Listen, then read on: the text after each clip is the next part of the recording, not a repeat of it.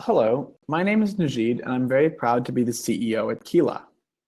Today, I'm here to talk to you about how nonprofits can effectively manage scattered teams. Let's be honest, nothing can truly replace the trust and camaraderie that is built by seeing your employees or coworkers on a daily basis. However, there are lots of tools and tricks out there that can help you get started. Just a couple housekeeping matters before we begin. Muting. From my end, you are all muted. If you speak, I won't be able to hear you. However, just to minimize any potential for technical difficulties, let's make sure we all have our microphones turned off on your end as well. As you can see on my screen, you have to press the little mute button at the top right-hand side of your screen. Just click the little microphone and it'll be muted. Questions. Since I can't hear you, whenever you have a question, please just type it in the questions tab below. I'll try to address your questions throughout as relevant. There will also be a question period at the end when you can ask me anything you want. Recording. This session, at least on my end, is being recorded. So if you do miss out on something and want to listen to this webinar again, or share it with your colleagues, a recording will be sent to you once we're done. A quick poll. Before we dive into the content of the webinar, I'd like to stop and take a poll of those in the audience today. The first question is, how is your team scattered? Working from home, across a state or province, across a country or across the world, etc. The second question is, how often do you see your whole team in person? How often do you see people?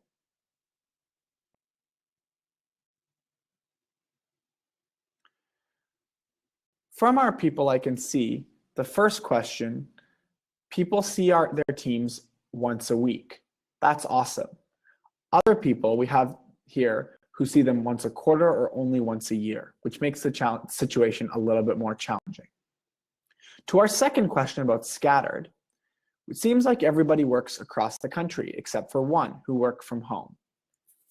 Regardless of what there is, I hope this webinar can be informative and help whoever's on the call to manage their teams that work remotely as effective as possible. Today, I promise I'm going to try not to talk too much, but here's a brief schedule of what we're going to be talking about today. First, I'll do a quick introduction. Then I'll introduce the problem. Then we'll go through 8 best practices: having goals, scheduling, breaking your schedule, consistency in employee treatment, keeping communication lines open, prioritizing professional development, hiring the right people, and respecting one another. Finally, before I get to the questions, we'll talk a little bit about technology. Let me introduce myself. Apart from looking a little bit silly in that photo, my name is Nejeed, and as I mentioned, I currently serve as the CEO at Keela. Even though I'm only 30, I've actually been working in the nonprofit sector for 27 years, since I was 3, obviously in various capacities. I've worked as a volunteer, a team leader, a nonprofit manager, an executive director, a board member. I've worked at the UN doing nonprofit engagement, and of course, as a charity lawyer, as a small part of my practice when I was practicing law full-time. Most important, in almost every nonprofit experience I've had, there has been a remote element to some, if not all, of the teams I've worked on. It has been a reality and one that I've too often struggled with. Today, I manage the Keela team, an awesome group of people who work from across the country, many of whom work remotely. It can be tricky to make sure that everyone has clear expectations, that communication remains strong, and morale is always high, or often high. As a nonprofit tech company, we have naturally turned to technology for some of our solutions, but we've also discovered new ways to keep morale high. I'm going to be sharing some of these with you today, with tools and tips that I've found most helpful in keeping our team effective. The problem. So you can see here, the relationship between a team's performance and their dispersion exists. There appear to be two sweet spots. One, when everyone is on the same floor of the same building, working in an office space. And two, when everyone's in the same city. Once countries and continents are brought into the picture, it seems clear that teams aren't able to perform as well. We need to create different scenarios that mimic the interactions that a team all sitting on the same floor or meeting regularly in the same city would experience. Here, you see the biggest difference between virtual and face-to-face teams is that managing conflicts and decisions, as well as expressing interests and opinions, gets a little more tricky.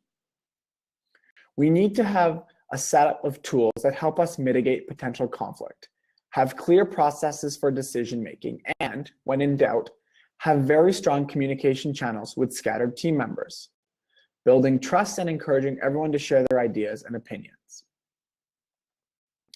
Today, we're talking about scattered workers in two different ways.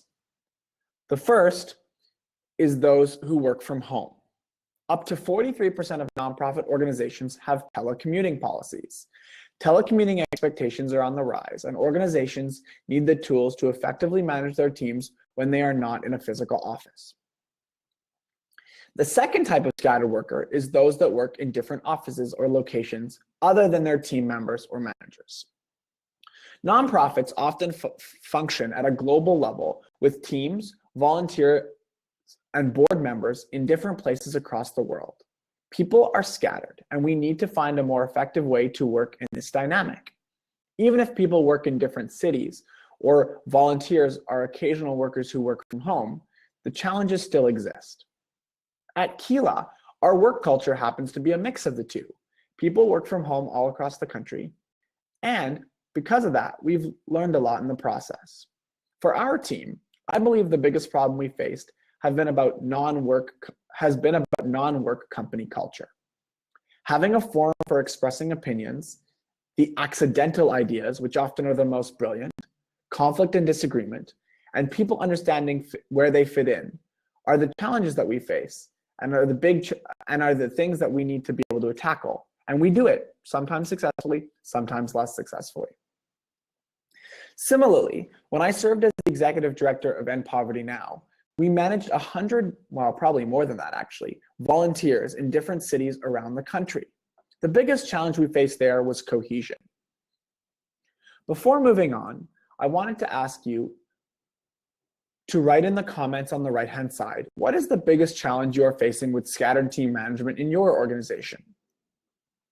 I'll take a break here for a minute to get a better sense of the hurdles that people are facing on the call today.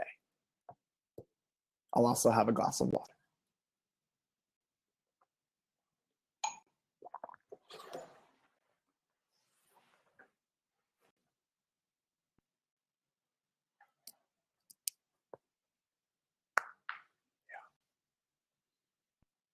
I find myself nodding my head as I read some of these challenges because they're the same challenges we face at Keela, and I'm excited because I think we get to most of these, problem points.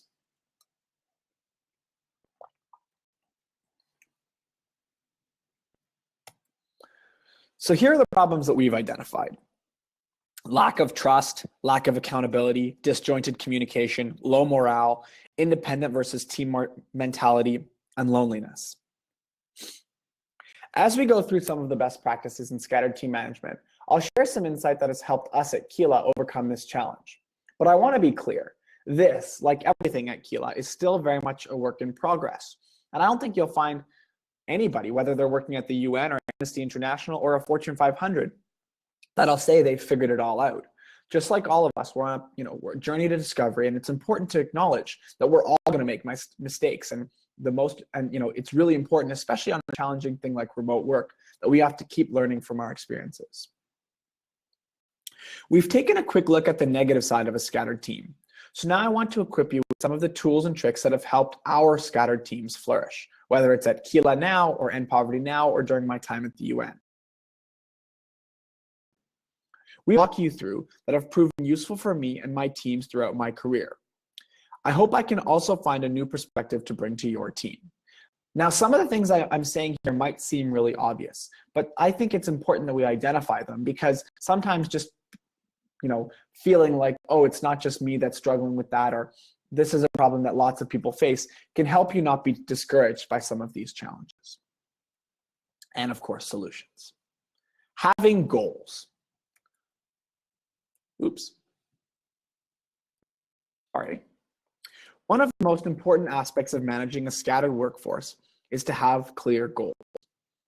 This isn't so much a tip as a state of mind. Especially when your workforce is decentralized, it becomes even more important that everyone has a clear understanding of the organization's mission, programmatic goals, and personal objectives, or where they fit in this big mission or vision. Especially for a nonprofit, the risk of mission drift can increase when different people are working in different places with different priorities or different agendas.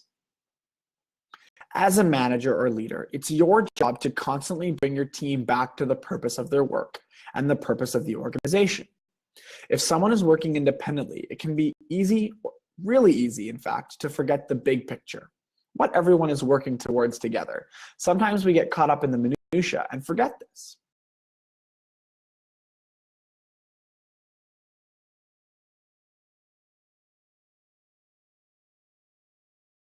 By having goal counter gray areas of programming. On a smaller level, you can set weekly goals for your team that are working independently. Having these short-term goals gives you a clear follow-up point.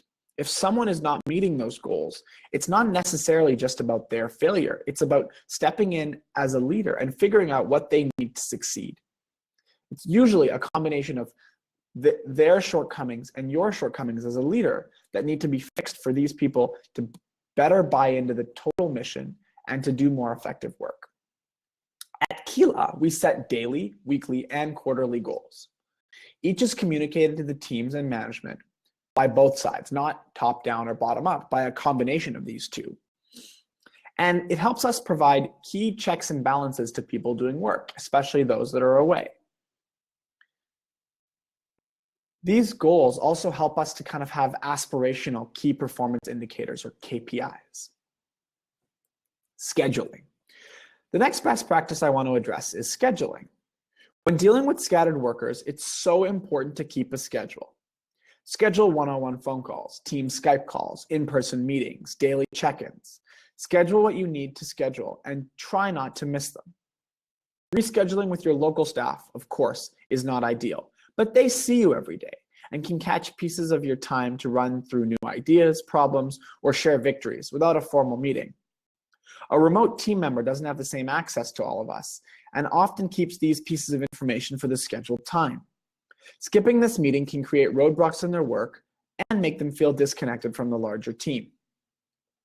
This is especially important to establish if you're onboarding a new remote team member. Making communication a priority from the start with all team members is important. It's necessary that they feel part of the team and understand the daily experiences of other team members. Things like video conferencing can go a really long way in team building. And again, try not to skip these. They're important, we know. When you try and get five people to take 10 minutes out of their schedules, someone is bound to have a pressing item they would rather be addressing, a meeting, a call, a doctor's appointment, whatever it might be. But if you set that limit, say 10 minutes on the meeting, people know exactly what to expect. And they can hold themselves and you can hold them accountable to that.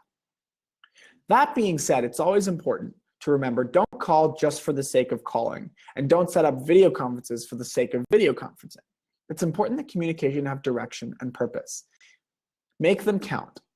Time is always of the essence. If there's no reasons for these meetings, they will be viewed as a waste of time and people will disengage, not just from this one meeting, but from future meetings as well. I can tell you a story at Keela that kind of hammers down this point. When we first started to expand across the country and bring on new team members that were working remotely, we implemented a daily huddle. It was a 7-minute video conference where we all quickly gave an update of what we were working on that day and what support we may need from others on the team. As people became more confident in their roles, however, it became clear that daily huddling was excessive, and we were able to cut that down. However, during that time when things were new, when people were unsure, when we needed reassuring faces, it completely made sense for us to have daily check-ins. Now, our daily check-ins come in the form of text messages or chatting on the platforms we use. When scheduling, all of this said, when scheduling, you also need to take into account the unique personalities you are working with. Different teams are different. Some people may find remote or scattered work lonely and want that daily touch, that dose of humanity. Others just like to be left alone. It's all about finding the balance that works for your team and keeping communication lines open. You're not always going to find the right mechanism of communication right away, so there is going to be undoubtedly a sense of trial and error. Although completely counterintuitive to what I just said, the third best practice that we've come to learn in managing remote teams is a willingness to break the schedule. And in this, I don't mean constantly rescheduling planned meetings, but being open and comfortable with communication outside of the scheduled time. Do you schedule time with your best friend for when to chat with them? Probably not. And while your supervisor-staff relationship will not and should not mimic a close friendship, there is a thing or two that we can learn from the element of surprise in relationships. The Harvard Business Review highlights the importance of initiating impromptu interactions with your remote team. Oh, just before I forget, any article or blog that's been cited or flagged during our chat today will be sent to you in a references document at the end of the call. So don't worry about scrambling to write these things down. As I was saying, the Harvard Business Review talked about the importance of initiating impromptu interactions. What we really want to be doing is replicating the quote-unquote water cooler moments. While it might seem a bit awkward at first, a little effort can go a long way. This can be small interactions that work to build trust in your professional relationships. They are sometimes built on not talking about work at all. In fact, probably most of the time they are. Here at Keela, we have a #random group that all of our team members from all across the country are part of, which we hope to mimic those water cooler moments. Reactions to the election, personal victories, a great sports game, a bad date, everything, as long as it's appropriate, is on the table. It's important not to abuse this type of conversation and let it take over your professional culture. But an outlet for these types of interactions does help to build trust among the team and better learn about each other's personalities, senses of humor, and passion. Since our team here at Keela has implemented the #random group chat, we've noticed that we are able to better maintain professionalism in other means of communication. I'm very blessed to have an especially silly team here, so having an outlet for that kind of conversation has really worked for us. Again, just like all these best practices, you've got to customize it for the people you work with. A very serious team may not enjoy a group chat for shenanigans. So you always have to figure out what type of outlet is going to work for all of our own different teams. Next, I want to talk to you about consistently in staff treatment. It's easy to fall into a trap or a holding pattern of favoring the staff that you see every day. You go through your days with them. You watch their failures and successes, and they see yours. You see them when they're confident, and you see them when they're vulnerable. The point is, you see them. The trust built by looking someone in the eye and understanding their emotions at a particular time cannot and will never be replaced. Don't try to replace it, but what we can do, and it's important as a leader, that we try to maintain consistency in employee treatment regardless of where they work. Did you take your team out for a treat last Friday because of a big win? Do you regularly sit and have a team coffee? All these little interactions build strong relationships. They show your team how much they are valued. While it isn't possible to replicate these over distance, you can make sure your team in South Africa, for example, is eating a cake to celebrate a new project the same your team in the States is. It's those small efforts to ensure equality that help build a positive culture amongst the team as a whole. Seems like we're coming back to communication over and over again because it is the most challenging and most important aspect of remote teams. No matter how your team communicates, it's important that communication lines remain open, that your team feels confident to come to you with their opinions. Positive, negative, it doesn't matter. I've seen it too many times before. If your teams are working from the field, where your projects are often directly implemented, they're often dealing with issues head on and coming to you for advice or permission to move forward. If your team is working in another cultural context, for example, they may have more appropriate local solutions, ones that you never have thought of. But if you're a manager, they look to you for insight, for leadership, for guidance, especially in times of conflict or challenge. Make sure in all these times to hear out their proposed solutions to any problems, no matter how big or small, and come to your decision. Keep the communication lines open and consistent.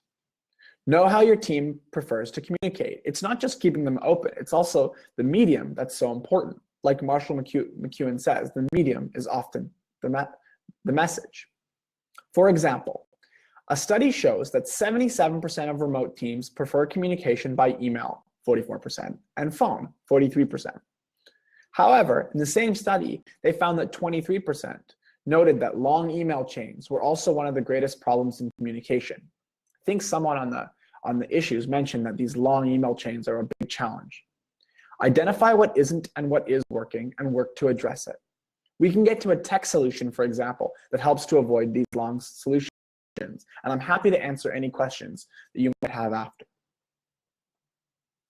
Someday, your remote team may be the only ones that know how to effectively fix a problem based on the strong networks that they've built. You want them to know that you trust and respect their opinions in moving forward to make these decisions, but also that they know the best way to engage that communication. Again, like everything, different teams are going to have different choices.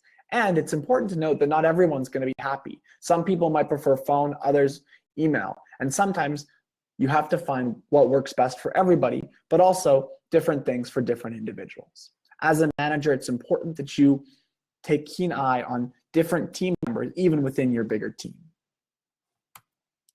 Prioritizing professional development. There are aspects of professional development that happen simply by being with a team. Again, seeing physically how different people handle different situations and stepping in to support each other when needed.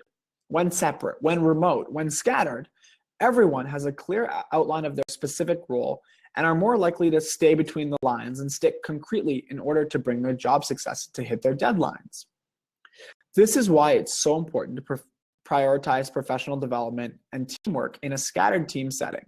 Of course, it's more difficult to send team members who are far away to conferences, but you need to figure out tools that work for your team. I have another question for you that you're welcome to comment on. How does your team work to keep professional development a priority, even when your employees are scattered? Just post your answers on the right-hand side.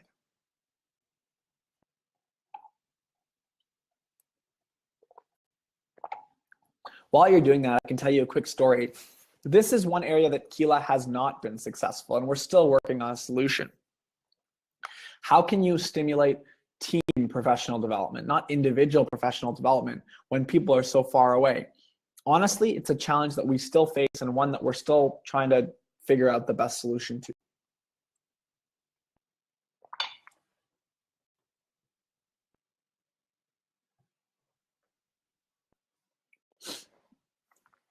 A common answer seems to be about goals and follow-ups.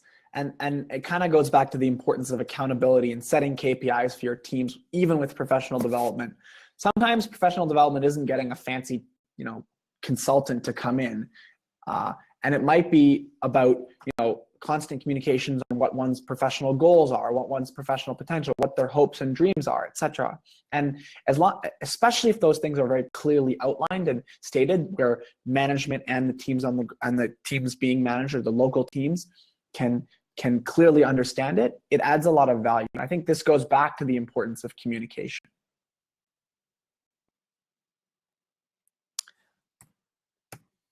Hiring the right people, the billion-dollar question. Obviously, no team is perfect, but and teams take time often to gel. But if you are trusting an employee to work from home or from an office away from where they're being managed, it is so important to make sure your hiring practices are super, super tight. Sometimes this means taking more time to hire the right people. You need individuals that are self-motivated, have strong communication skills, are confident to honestly share their opinions, their concerns, their ideas, their challenges, and of course are motivated by results and deadlines. When hiring scattered workers, generally, the research shows you're looking for somebody who is trustworthy, self-motivated, has the ability to prioritize, is a great written communicator, and of course, has strong problem-solving skills. While not everyone's going to have all of these things necessarily, if you hire someone who doesn't meet many of these requirements and expect them to perform without quality supervision, you are immediately going to have a problem. Not everybody is suited to working remotely, and that's important for you to know and important for them to know. At Keela, we have a really rigorous hiring process, especially for remote people. Not actually for everybody, to be honest. We make people go through 2 to 3 interviews, do a written work assignment, and especially if they're remote, we find these Skype and phone calls are all the more important. Testing communication habits and processes helps us to figure out whether this remote team could be a good fit.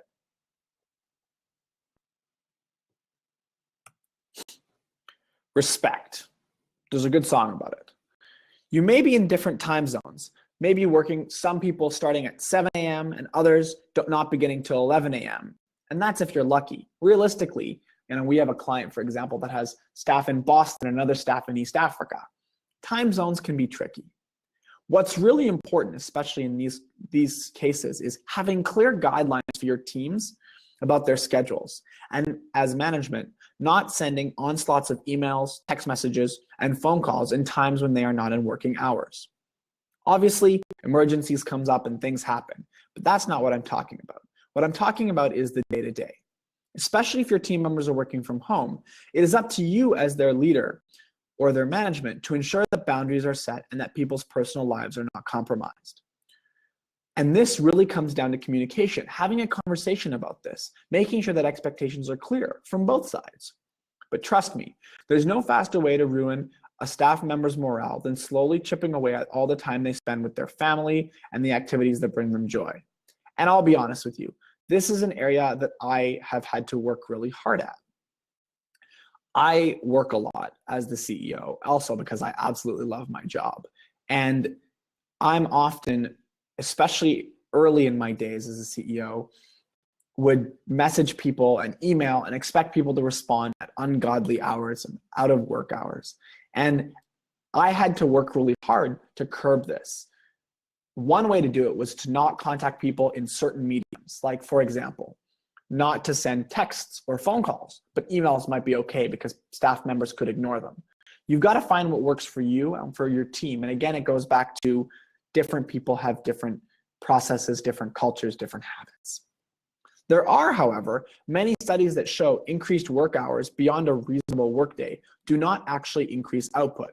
Aaron Reed, for example, a professor at Boston University, revealed in a study that managers could not tell the difference between employees who actually put in 80 hours a week and those who pretend to put in 80 hours a week. There are also studies that reveal overworking could lead to stress and health problems. People work well when they're working happy. You're going to get the best ideas, the most innovation, and the most integrity when people are at their best, and you don't want them to be exhausted or angry or tired. You will no doubt have happier employees that produce a better caliber of work if you ensure that their life balance is appropriate to their standards, obviously, that fit within the organization's culture. This is made all the harder when you do not see people every day and when you don't know when they can close their computers or when they leave the office. Last but not least, my favorite way to improve scattered team management is tech. Of course, I'm a dumb millennial and I think technology is the solution to everything. And it's not, but it is a mechanism to help work remotely more effectively and to have better KPIs for success. Tech at Keela, we definitely believe, is our friend. We all have our phones with us. We have Skype. We have FaceTime. We have different messaging systems. All these things let us keep contact with our teams in ways that we never could before. Better yet, there are great project management tools where you can track tasks, keep people accountable, upload files, etc. Another question for you guys, if you could please answer in the comment box. What tech are you currently using to manage your remote or scattered teams? Is it the same tech that you use to manage the people in your office?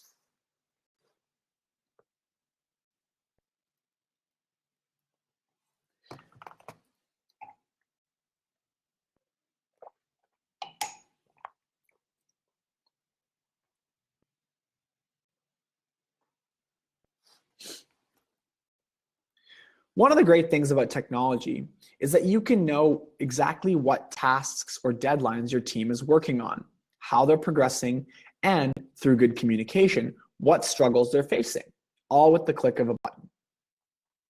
There are lots of platforms out there that help you manage your projects and your tasks and your teams. You can always check out Capterra or G2 Crowd, which lists top software for different functionalities to help you with the process. But it wouldn't be my job, and I would be a terrible CEO if I didn't at least mention Keela.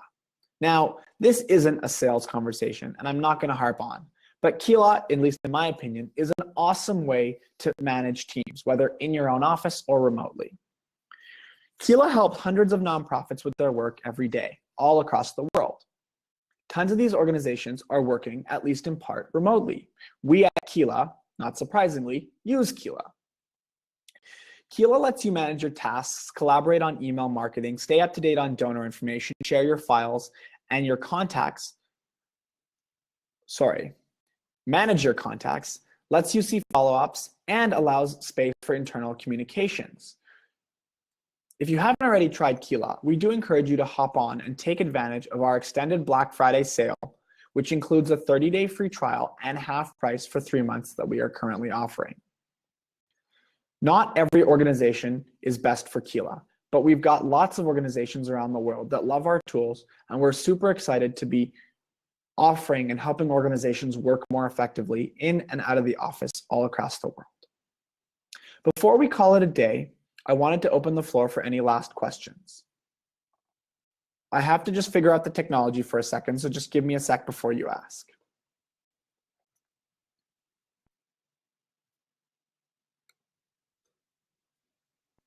So there should be a questions tab if anybody has any at the bottom. And this might be, here we go. What were the websites you mentioned that list tech tools for different uses? Great question, thanks Anna. So there's a couple, Capterra is the one, and there's also G2 Crowd. Ria, who's our kind of knowledge ninja at Keela, will be sending all the participants to this a list of all the sources I reference, whether it's the Boston University professor's article or the blogs that I mentioned or whatever it is. Capterra is on there, but Capterra is one of them.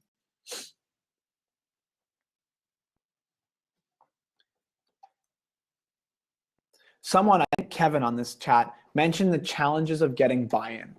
And it's really hard. And there's absolutely no proper solution to getting buy-in. In fact, I was at Salesforce in San Francisco a couple of months ago, and I said we were chatting with one of the sort of senior Salesforce people, and I said, what are the biggest challenges you faced? And they absolutely talked about getting staff buy-in. And I think for us at Keela, it goes to the same reason, we want organizations using our tools, and that's it helps to make your life easier. And I think the most effective way to do this is if you are able to show your team how effective the technology can be, how much it can make their lives rather easier, then you will get buy-in. The other thing is, especially when you onboard new people, make it an expectation of the job. Make it quasi non-optional. And while that isn't, the sort of stick versus carrot approach, the stick is never as effective. Helping to set those expectations at the beginning of a job is really useful. But I really go back to how it makes their life easier, how it helps them to do their job. better. Nobody, or almost nobody, comes to a team to join their team to do admin. What they come is to make a difference, to create impact, to deliver programming. And if you can show how the technology actually helps them do that in an easier way, that's kind of the most effective way to get buy-in. That being said, there's no, kind of golden answer. If there was, even Salesforce would have figured it out.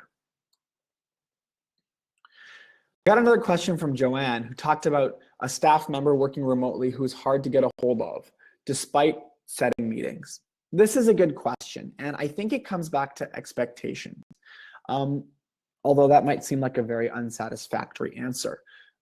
We have a rule at Keela. If you're working remotely, you have to be on Skype. But for exemplary situations, the expectation is you're on Skype and online or available to chat whenever you're working remotely. And while it's not a foolproof methodology, the idea that you say to them, look, almost everyone works in a place with an internet connection. All we're asking you to be is online. By being online, as opposed to getting a text or an email, or they're there or they're supposed to be there. And for us, that has been very effective, especially with our software development team, most of which is in one place, but has a couple of pieces outside of the office and working remotely, often in different countries. Again, I think, Joanne, it goes back to asking questions about setting expectations. At the beginning of a job, it's important that they know that part of their job, a necessity of their job, is being available at the times they say. And I think by setting those expectations at the beginning and giving them the tools and resources to be most effective, you might hopefully get those staff members to buy into the process and are there for those are more available and sort of less hard to get a hold of. I apologize if that's not super helpful, but these questions you're asking are the questions that challenge all of our teams. Kevin, great question. So Kevin asked a question about how to eliminate tons of emails going back and forth when teams are working remotely. I hate to do this, but I'm actually going to point you to Keela. So on Keela, and I can actually show you, just give me a second here.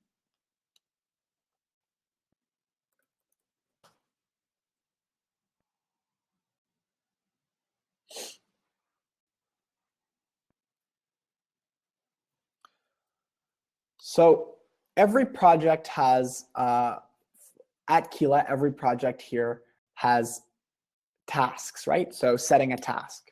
Every project, and within each task, there's an opportunity to send comments. So we're working on a new feature at Keela that's about segmentation. So Sam, who's assigned to the task, who's an awesome member of our team, we had lots of communications about stuff we could look at, precedents we could look at, other sites that do great segmentation in different industries or whatever it is. And in order to stop there being 1,000 emails, which she couldn't keep a hold of, the comment section of each task was a great way to kind of collate important things about this task in this space. On a broader level, you can go to a discussions. So the same thing happens here. When it's not about a task, but you have a specific discussion or communication between two or more people, a team discussion, which Keela has obviously for every project, can be super useful. That way, when a new team member onboards to this project, you don't have to forward them 1,000 emails. When you want to go back and say, I think Sam said this on October 15th, you have all of that in the discussion. One of the things that we do at Keela is try to decrease the necessity of emails. And our tools, whether it's on a task basis or on a project basis, help to do that, but not in a random way, in a very specific and focused way.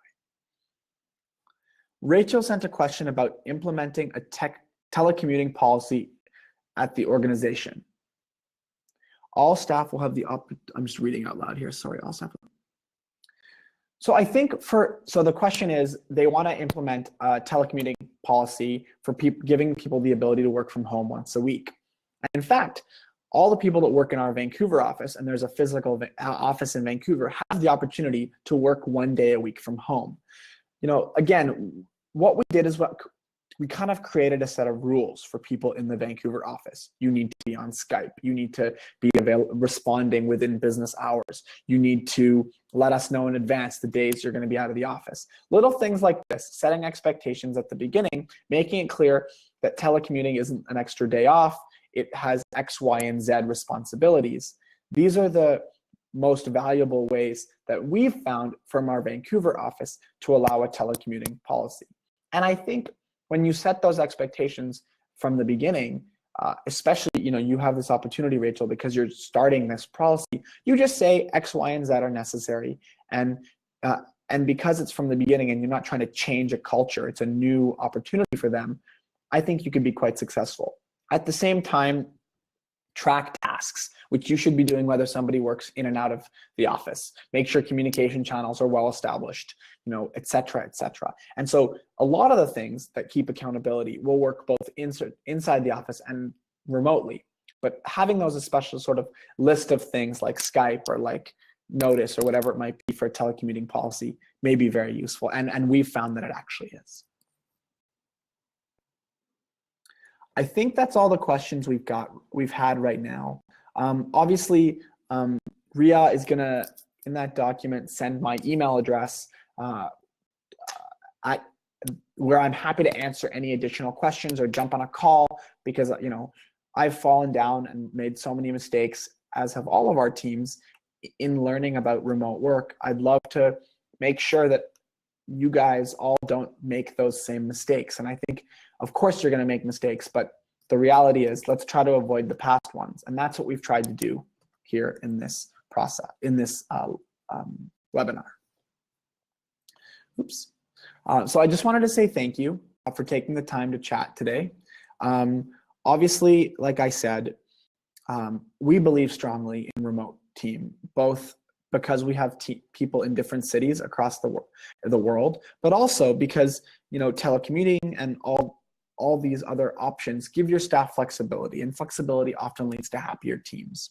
In fact, there's studies that show it may be in your best interest to hire a remote team. Remote workers are 50% less likely to quit.